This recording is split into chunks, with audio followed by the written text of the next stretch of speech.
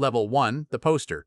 You are 12 years old and the poster is taped to the inside of your closet door, not the wall, because the wall gets inspected and this one doesn't. It's a Kawasaki G-Piece 900, red and silver, banked hard through a canyon that has no name, no rider's face visible, no price tag. You bought the magazine it came from for $250 at the drugstore with lawn mowing money that was supposed to go in a jar. Your father rides a bicycle to the plant because the car is your mother's. Nobody in your house has ever owned a motorcycle. You have never sat on one.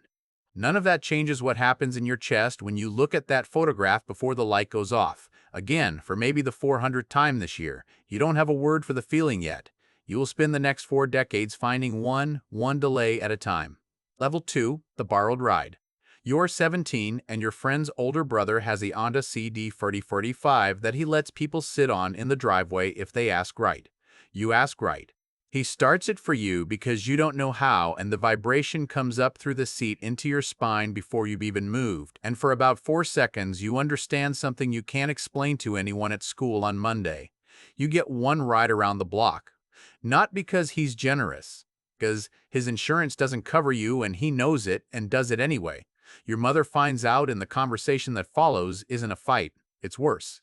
It's a quiet, reasonable explanation of statistics, head injuries, hospital bills the neighbor's kid 3 years ago delivered at the kitchen table in a tone that makes it impossible to argue with. You don't argue. You nod. You go back to the poster on the closet door and you tell yourself, later. Not never. Later. You believe it. Level 3, the first bike you shouldn't have sold. You are 22, out of school, 6 months into a job that pays $8.75 an hour, and you buy a used 1979 Honda CB350 for $600 from a guy retiring it for a truck. It runs rough on cold mornings and leaks a little oil onto the driveway in a shape your father starts calling the Rorschach. You don't care. You ride it to work when the weather allows, and you ride it nowhere in particular when it doesn't have to allow anything, just to ride it. You own it for 14 months. Then the transmission on your only car dies, and the estimate is $1,400 you'd have to find somewhere, and the bike is worth exactly that much to the right buyer, so you run the numbers the way responsible people run numbers. You sell it on a Saturday morning to a stranger who doesn't ask why the seat's a little sun-faded on the left side. You watch him ride it away and you go back inside before it turns the corner because you don't want to watch the corner. You tell yourself, later. You still believe it. The belief is starting to cost you something now, but that part hasn't registered yet. Level 4, the responsible no. You are 29 and married, and the mortgage is $16.12 a month on a house that needs a roof in maybe 5 years, maybe 3 if the last inspector was right. There is a motorcycle dealership you drive past on the way to work, and for exactly as long as the red light lasts, you look at what's in the window, then the light changes and you drive to work. Your spouse isn't the one saying no. Nobody is saying no out loud anymore. The no is structural now. It's in the numbers, in the calendar, in the second job you picked up for 18 months to cover the roof that did, in fact, need doing at year 3. Wanting something and being able to afford it have quietly become 2 different categories of your life. And you've stopped tracking the gap between them because it doesn't pay for anything. You keep a folder. Not a real folder, a mental one. Bikes you'd buy. You update it every couple of years the way some people update a will. Level 5, the kids' years. You're 35, then 38, then 41.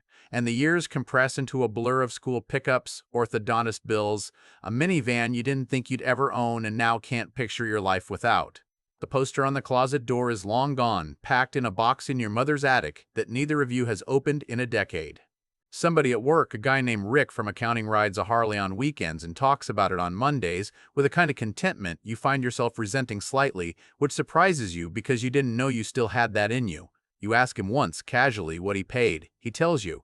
You do the math against your kid's braces and say nothing else about it. This is the longest stretch, not because the wanting stopped, because you got good at not looking at it directly. You tell yourself that's maturity. Some of it is. You still notice bikes on the highway the way other people notice nothing at all, the specific sound of a V-twin 2 cars back before you can see it. The way a sport bike leans into an off-ramp you're taking at the speed limit in a vehicle with cup holders and a DVD player bolted into the headrest. You don't say anything out loud when this happens. Your kids are in the back seat arguing about something, and the moment passes the way it always does, at 55 miles an hour, gone before you can hold on to it. Level 6, the near miss. You are 47 and your youngest is a junior in high school, and for about 6 weeks that spring, it almost happens. A coworker's brother-in-law is selling a low-mileage Triumph Bonneville, 200 miles, garage-kept, asking 200, and you actually go look at it. You sit on it in his garage. You start it. Your hands remember something they haven't done in 25 years, and it startles you a little how fast it comes back. You tell him you'll think about it. You mean it when you say it. Then your daughter's college tuition letter arrives 2 weeks later with a number on it that reorganizes your entire summer, and the Bonneville quietly stops being a decision and goes back to being a folder entry. The guy sells it to someone else in June. You see it on Facebook Marketplace, sold, and you close the tab without reading the comments. You don't cry about a motorcycle. You're not a person who does that. You do notice driving home that night that the closing the tab feeling is heavier than it should be for something you never owned. Level 7, the trigger. You are 54. Your father dies in March, not suddenly. There'd been time to prepare, and somehow that makes it land differently, not easier. And at the funeral, going through his things afterward, you find a photo you'd never seen. Him, 26 years old, standing next to a motorcycle you've never seen before, grinning in a way you almost never saw him grin in 30 years of knowing him as your father. Your mother tells you the story you never asked for. He had one for 11 months before you were born. Told it the week she told him she was pregnant. Never brought it up again, not once, not in 50-plus years. You drive home with that photograph on the passenger seat, buckled in, which is a strange thing to do with a photograph, and the reason why doesn't come clear to you until you're halfway there. Somewhere on that drive, later stops being a plan and starts being a debt you're not willing to pass down the same way it got passed to you. Level 8, the research. You are 55 now, and for 4 months you do something you haven't done for anything since you researched water heaters. You go all in. You watch review videos at 11 p.m. after everyone's asleep. You build a spreadsheet, actual columns, actual formulas comparing a Triumph Bonneville T120, a Harley-Davidson Lowrider S, and a Kawasaki Zindyne Cinerers, because apparently the 12-year-old with the poster and the 55-year-old with the spreadsheet are, it turns out, the same person with better math skills. You take the MSF safety course again, 38 years after the last time you were ever near a motorcycle in any official capacity, and you're the oldest person in the room by a decade and the third fastest through the cone drills, which nobody expected less than you. Your spouse watches this happen for 4 months without saying much. Then one evening, over dinner, she says the sentence you didn't know you were waiting for: "You've wanted this since before I met you. Go get it." Not a permission slip, an acknowledgement. Those are different things, and you know exactly which one this is. You test ride 3 bikes over 2 separate Saturdays. The first one feels too tall, and you're embarrassed by how much that embarrasses you, a grown man worried about touching both feet down in a parking lot.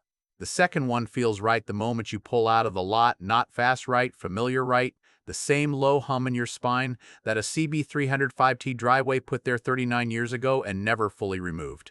The third one, you don't even bother test riding. You already know, level 9, the day. You are 56 years old and you are standing in a dealership parking lot signing paperwork for a motorcycle that costs more than your first car, your second car, and the CB350 combined. Adjusted for inflation or not, it doesn't matter. You stop doing that math around week 3 of the spreadsheet. The salesman, 26 years old, hands you the keys and says something generic about enjoying the ride, and he has no idea what he just handed you. He thinks he sold a motorcycle. He sold off a 44-year layaway plan that started with 255e and a magazine and a closet door. You ride it home the long way, not because it's faster, because it isn't, and that's the point. You take the back roads past the dealership you used to sit at red lights in front of 30 years ago, except now the light is green and you don't have anywhere else to be. The garage is quiet when you get it inside, and you stand there for a while, the same way your father must have stood in some garage in 1968 looking at a motorcycle he'd sell 11 months later for reasons that made complete sense at the time and never stopped costing him something anyway. You don't sell this one. That's the whole difference between the two of you, and it isn't about money. It's about which later you finally decided to keep. Somewhere right now, a kid is taping a poster to the inside of a closet door where nobody will inspect it. They don't know yet how long the road is, or how many good reasons they'll have to put it off. They just know what it does to their chest when a light goes out. That's exactly how yours started too.